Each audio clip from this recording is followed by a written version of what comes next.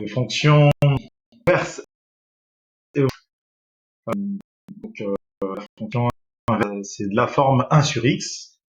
Là, ne pas confondre inverse et opposé. L'inverse de x, c'est 1 sur x. L'opposé de x, c'est moins x.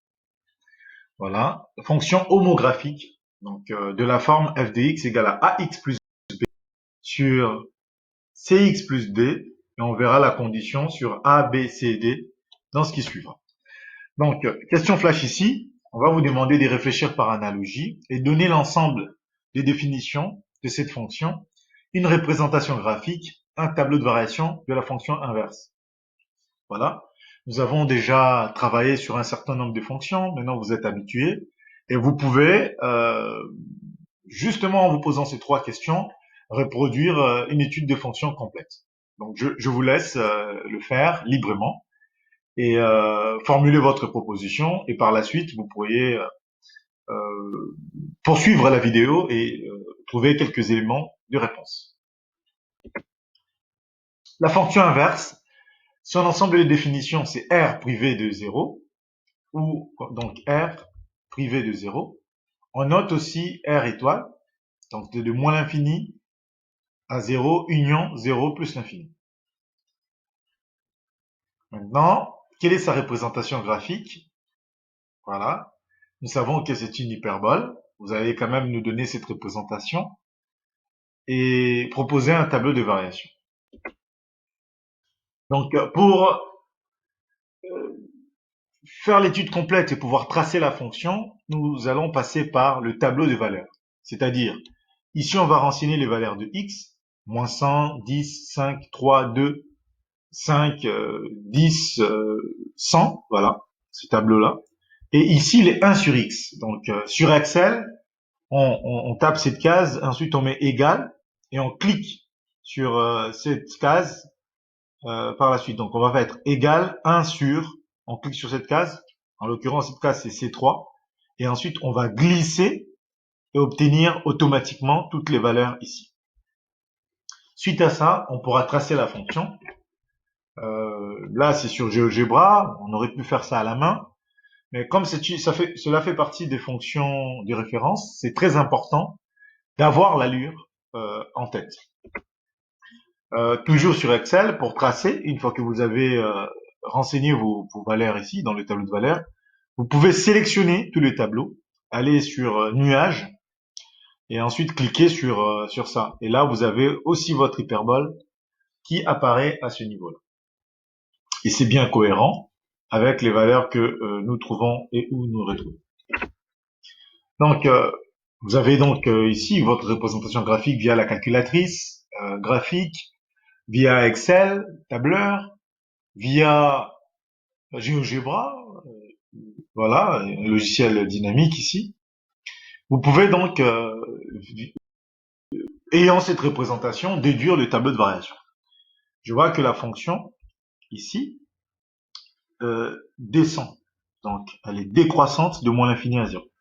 De même là, la fonction décroît encore. Donc, c'est aussi décroissant de 0 à plus l'infini. En 0, ça n'admet pas de valeur. Voilà, je l'ai laissé libre. Et donc là, j'obtiens ce tableau de variation de cette fonction inverse, 1 sur x, et son allure, c'est une hyperbole. Retenez bien cette allure-là, quand c'est cette forme, ça s'appelle hyperbole. Propriété. Donc nous avons pu voir ici que la fonction inverse, f de x égale à 1 sur x, est décroissante de moins l'infini à 0, donc sur R moins, ou sur R moins étoile, et c'est aussi décroissant de 0 à plus l'infini, donc sur R plus ou sur R plus étoile. Bon, nous est égal ici tant qu'on affirme la bonne monotonie. Donc sur la démonstration, maintenant il faut démontrer que cette fonction est décroissante de moins l'infini à 0 et décroissante de 0 à plus l'infini. Donc je vous laisse proposer une démonstration avant de suivre avec nous ici les éléments de proposition. Donc sur la propriété, donc sur votre propriété ici, concernant la fonction inverse f de x égale à 1 sur x, et sa décroissance, hein, sa stricte décroissance ici, nous allons prendre deux valeurs A, B dans R plus étoile, telles que on va quand même ordonner ces valeurs-là. Donc on va y mettre une relation d'ordre, B strictement supérieur à A qui est strictement supérieur à 0. Donc ce sont deux quantités positives telles que B soit supérieur à A. La fonction étant la fonction inverse, f de A c'est 1 sur A. F de B c'est 1 sur B. Maintenant f de B moins f de A c'est quoi? On va tenter de calculer ça. F de B moins f de A c'est 1 sur B moins 1 sur A. Donc si la fonction est décroissante, f de B doit être inférieur à f de A. Donc f de B moins f de A doit être inférieur à 0. C'est ça qu'on essaie de démontrer. Donc pour démontrer ça, on va poursuivre les calculs. On va mettre au même dénominateur 1 sur B moins 1 sur A. Mettons au même dénominateur. C'est-à-dire, ici, on va multiplier par A au numérateur comme un dénominateur. Et sur cette quantité-là, on multipliera par B au numérateur comme un numérateur, comme ça. Au dénominateur, on aura BA ou AB, c'est la même chose. B fois A et A fois B, la multiplication est commutative. La multiplication, pardon, est commutative. Donc ici, on essaiera de faire la même chose à ce niveau-là. Donc B sur A, B moins A sur AB moins B sur AB. Donc ayant les mêmes dénominateurs, on va soustraire les numérateurs. Donc A moins B sur AB. Ainsi, A étant positif, B étant positif, le produit est positif. A moins B est strictement inférieur à 0. Pourquoi?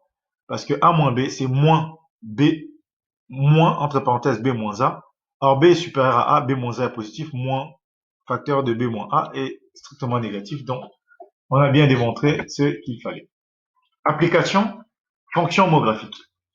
Donc, ici, on a appris fonction inverse, sa décroissance, son allure, le tableau de variation, tableur. Voilà, donc on est assez équipé pour faire une étude d'une fonction. Mais on va choisir judicieusement cette fonction homographique et on choisit de vous la définir maintenant.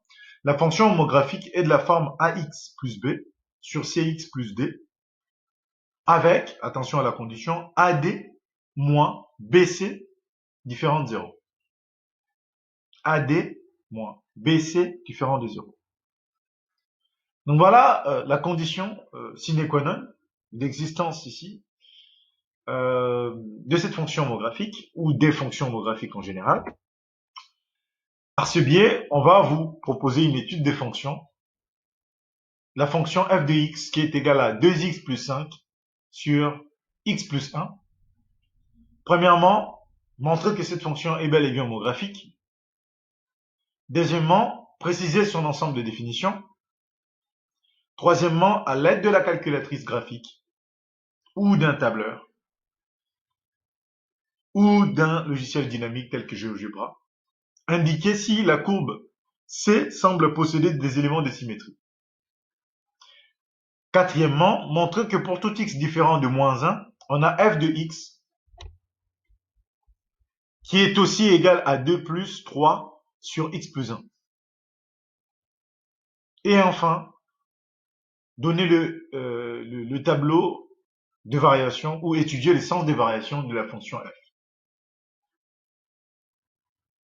Voilà cet énoncé qui vous a été proposé. Donc prenez le temps d'y réfléchir tranquillement. Pour montrer que f est homographique, nous allons mettre en évidence les paramètres a, b, c, d. C'est-à-dire que f de x étant égal à 2x plus 5 sur x plus 1, c'est bel et bien de la forme ax plus b sur cx plus d. Alors, on va procéder par identification, c'est-à-dire d'abord identifier les paramètres a, b, c, d. Ensuite, prouver que AD moins BC est différent de 0. Et enfin, il faudra démontrer ici ou conclure sur le caractère homographique de cette fonction. Donc, si f de x égale à 2x plus 5 sur x plus 1, avec f de x égale à ax plus b sur cx plus d, on procède par identification. X plus 1, c'est 1x plus 1. C'est-à-dire que par identification, A vaut 2, B vaut 5, C vaut 1. Oui, parce que x, c'est 1x. Et D vaut aussi 1. Voilà, par identification.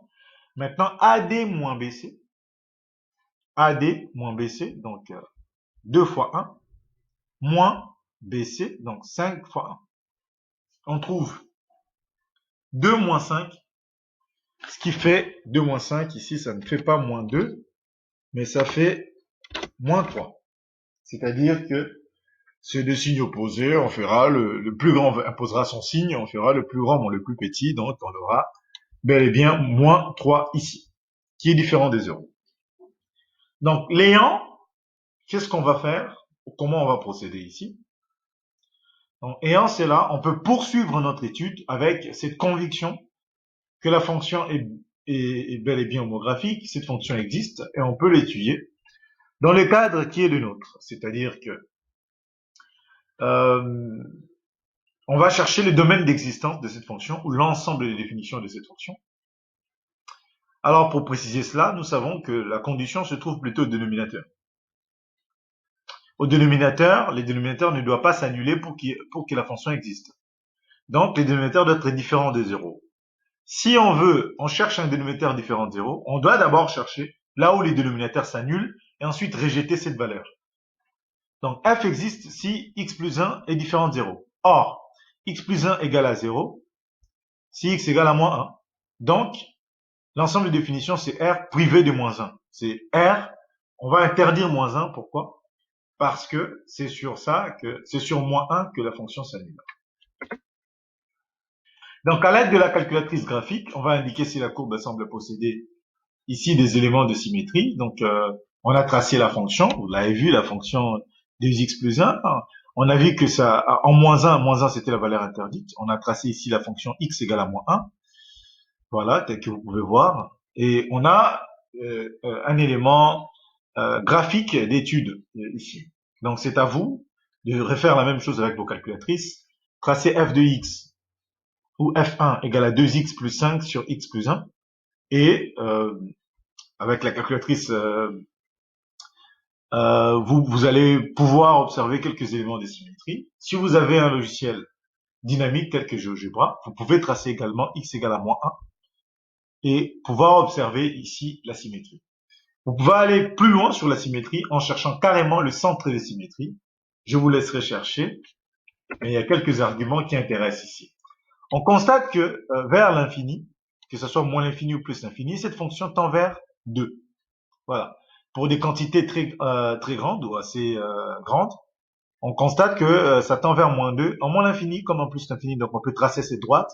Et là, on a le point d'intersection qui sera le centre des symétries. Le point d'intersection entre la valeur interdite et la limite en plus d'infini. Maintenant, on nous demandait de démontrer que f de x égale à 2x plus 5 sur x plus 1 est égal à 2 plus 3 sur x plus 1. Prenez votre temps, utilisez la touche pause pour pouvoir chercher tranquillement. Donc là, vous avez deux méthodes, soit cette méthode-là ou soit cette méthode. Donc la première méthode, il s'agit de créer x plus 1 au niveau du numérateur. Alors là, j'ai 2x, donc 2x plus 2, ça va me faire 2 fois x plus 1. Donc 2x plus 5, c'est 2x plus 2, plus 3. Donc ça fait 2x plus 5. Donc ça fait 2 facteurs de x plus 1 plus 3. Donc si j'ai 2x plus 1 sur x plus 1, je vais simplifier les x plus 1, j'aurai 2.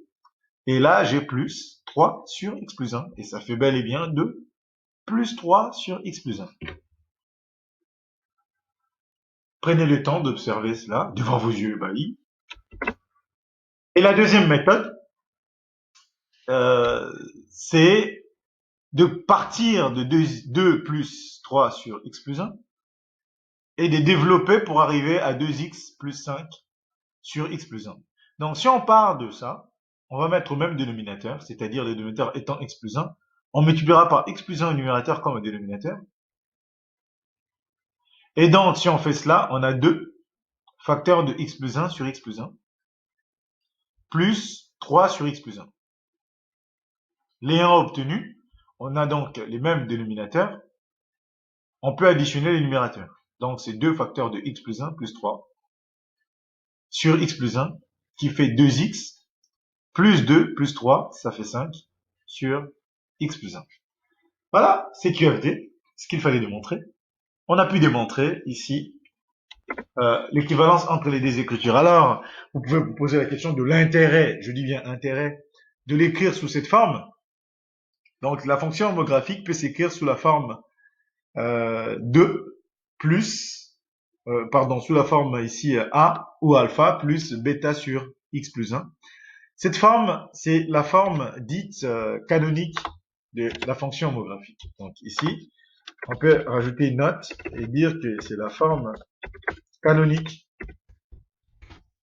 de la fonction homographique. Alors, cette forme est à grand intérêt ici pour nous. Pourquoi? Parce que cela va permettre ici de